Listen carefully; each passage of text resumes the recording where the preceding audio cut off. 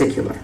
Some consider their ideal victims based on race, gender, physical characteristics, or some other specific quality. Others feel as if their victims come to them, as if they have been chosen. What is a maniac?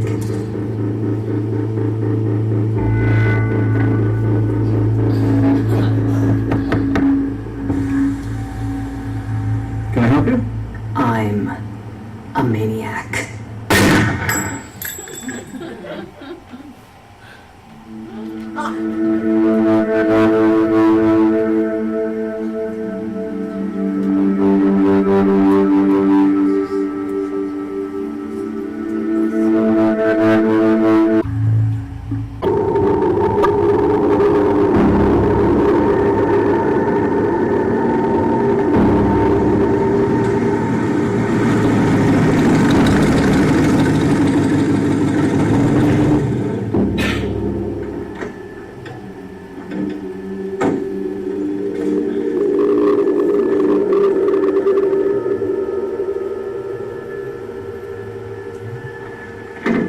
How did you know that? Wait. You listen to my conversations? Ever since my last software update. You're welcome to disable the option in your settings menu. That is fucking amazing! Holy shit! I'm a girl full of surprises.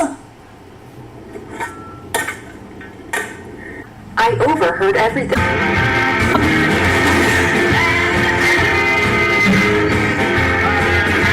Say cheese.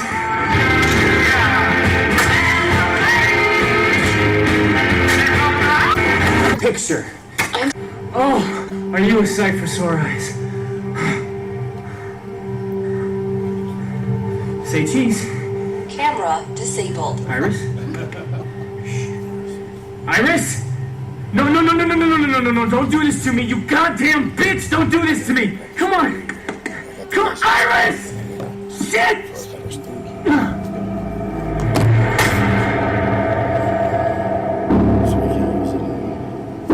Iris. Shit.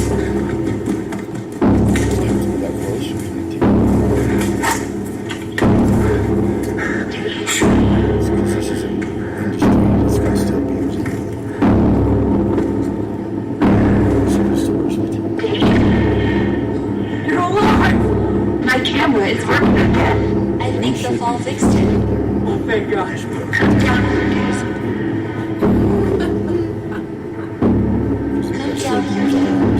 If you hurry, we can still take that picture before my battery dies. Down a foot to your left. There's a landing. There you go. Move faster. Only 5% battery left. More to the right.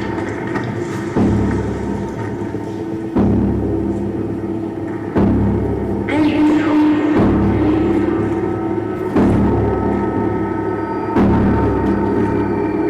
You've got 10 minutes now.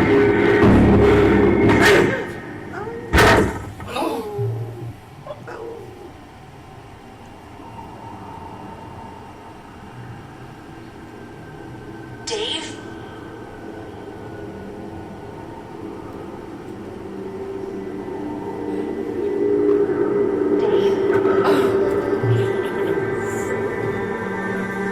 Dave, what's wrong? My back! I broke my fucking back! Would you like me to call the paramedics for you? Yes! Only on one condition. What? That you turn yourself in. What? You killed the girl, Dave. And you tried to kill me. Iris! I order you to call the paramedics! Only if you repent for the evil thing you did.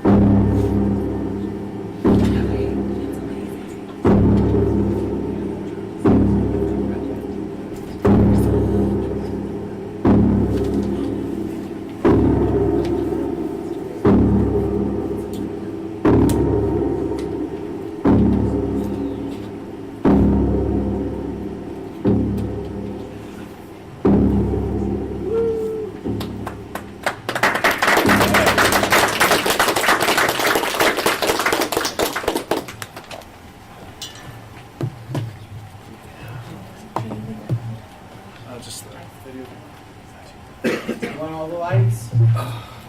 What's that? Want all the lights on? This is probably fine. Okay.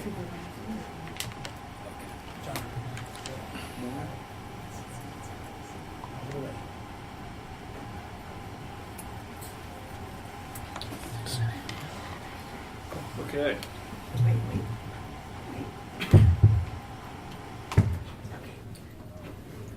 All right, what did you guys think?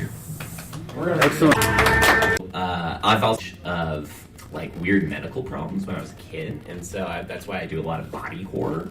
So, like one of the things I grew up, I was just I mean, this sounds like weird, you know. It's like I grew up with a lot of pain, you know. Like, hey, so that inspired me to make some horror movies, but it's true, you know, and it's really cathartic, like when we make these grotesque horror films. So, yeah, so that's us. Also, Incubator was one of our first big projects, so we were trying to do something that we could do in one room with one person and have it not cost a lot of money. So that's what that was. Yeah, Smart. Very smart. so had a bunch. But it's like, well, just what's going to happen. So. Yeah. Just get ready for that.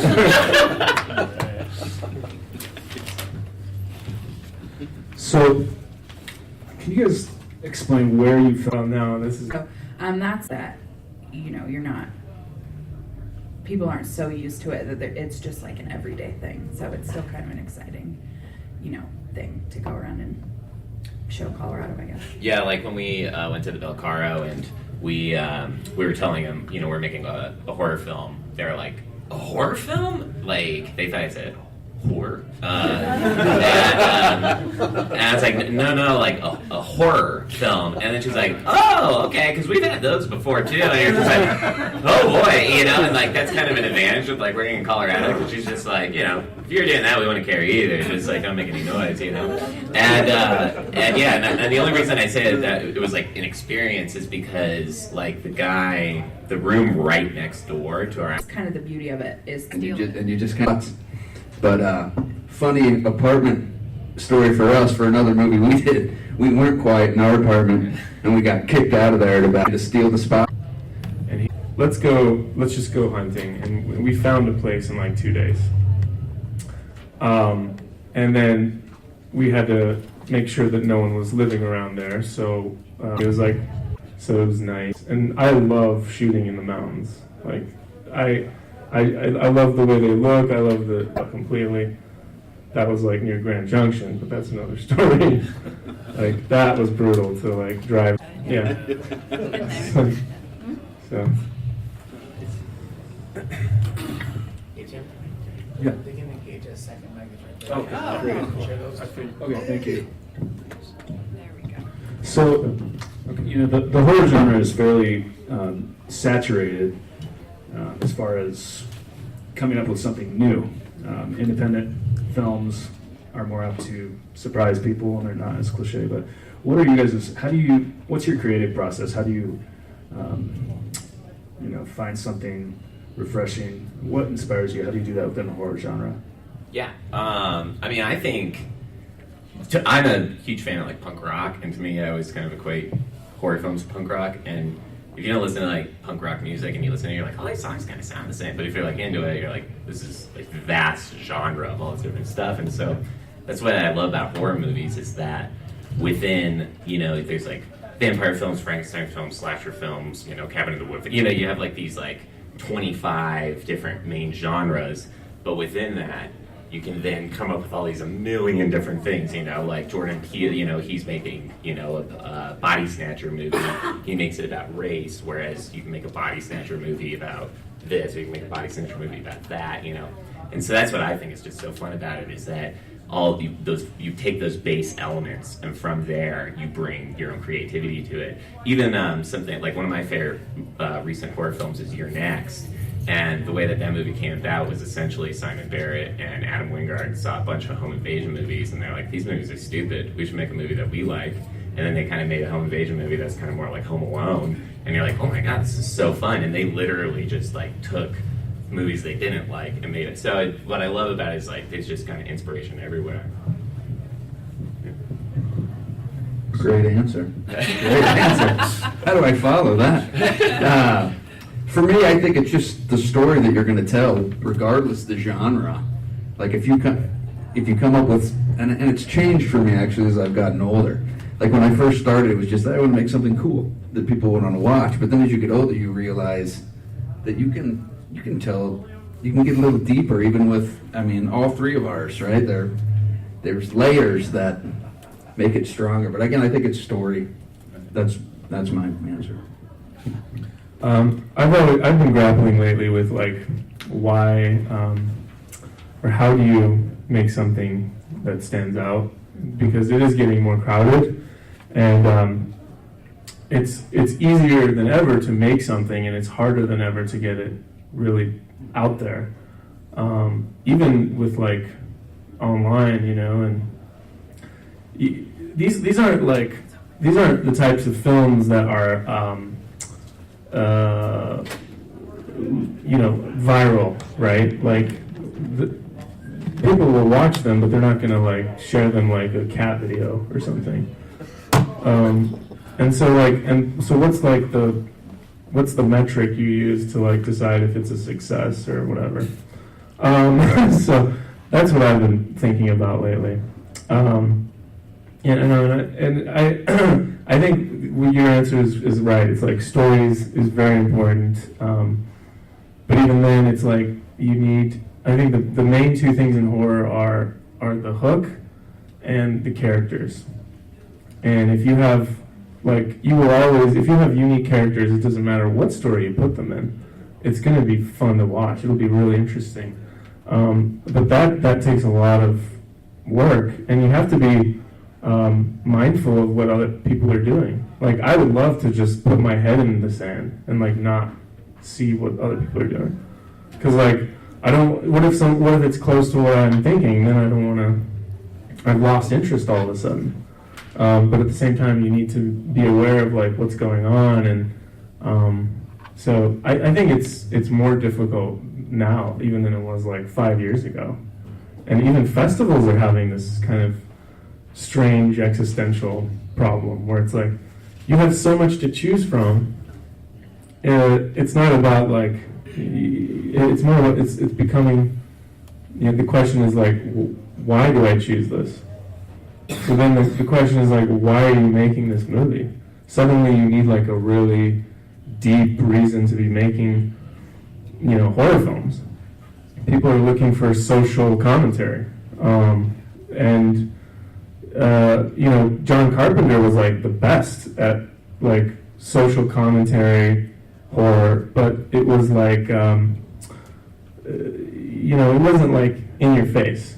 And so, for some people, creatively, you start with theme, and then you go to story. But then there's people who start with story, that's a cool story. Let me just see how that's there, and then realize, I don't need the scene. And people are tired, and they just wanted to go home. And I was like, nope. We have this amazing fog. We have free special effects. Nobody's going anywhere, that kind of thing. Good choice. Yeah. Does anybody else have any questions? You? Where do you find the money to produce these? Yeah. That's $1 million question. No pun intended. No, but it's for us. It's all been self-financed. I do commercial work. I'm a freelance editor and graphics person. Andy's a bookkeeper, and we just literally just scrounge money together. That's a lot of the reason why it takes a lot of us so long to do projects. Mhm. So, we did Incubator in 2010, and we did our feature in 2013, which came off of kind of a miraculous editing gig. Jimmy did political commercials. We're getting really Like kind of look at the script, it's good, then you like call some people and you try to raise some money, and then that doesn't work, and then you start Googling like how do I raise and like literally, and for 5 years, and so then you go like hang out with friends, and they're like, oh, so like you still doing the film thing, and you're like, yeah, and they're like, oh, that's cool because we haven't done anything in like 3 years, and you're like, yeah, I know, it's probably gonna be like another 2, you son of a bitch, like, and it's brutal because literally people are just think you're crazy, and they think that you just talk the talk and everything, but that's the reality of being a Colorado filmmaker, is that like you just have to go through the struggle and just don't give up. I think it's answered perfectly. I think a lot of people in Colorado, it's self-financed. You just don't have the luxury of a $1 million person standing around willing to drop money on it. But I will say, back to the story, if you have a solid story, I've learned, especially with short films, you can achieve them for not a crazy budget if you're smart about how you're setting up your project. You keep the cast small, you keep your locations reasonable, like mountains, right? Didn't cost you a cent. Like, you can find ways to get it done without having to have somebody back you with a bunch of money. And work a 9-to-5 job. Yeah, that's what they do. it's tough because I think for most filmmakers, they want to be making something every year, there's just this like appetite to just keep making stuff, and it's really hard because when you don't have financing or your own money, it just takes years. It takes so much time, and that's why it's important to like find a story that you really connect with, or even one that is like completely the opposite of the thing that you did last time. I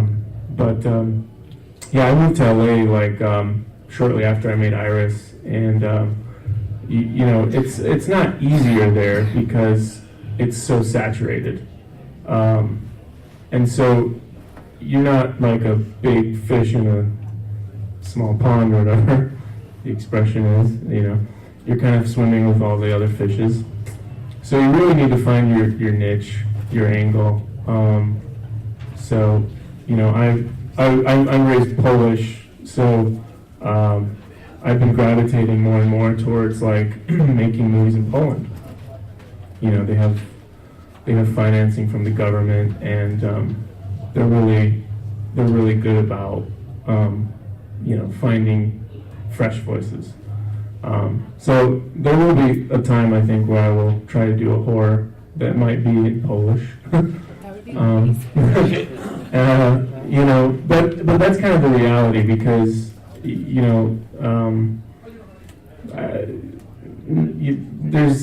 there's this like thing happening where it's getting harder and harder for like indies to break out, because they're probably not going to go theatrical anymore. They're going to go straight to VOD or whatever. So the climate's really changing. It's kind of weird how fast it's changing. So the good thing is, though, and I'll leave on a positive note, that horror is as strong as it's ever been, and that's something we can look forward to. And just one more thing about that. I highly recommend going and watching Unsane and High Flying Bird on Netflix.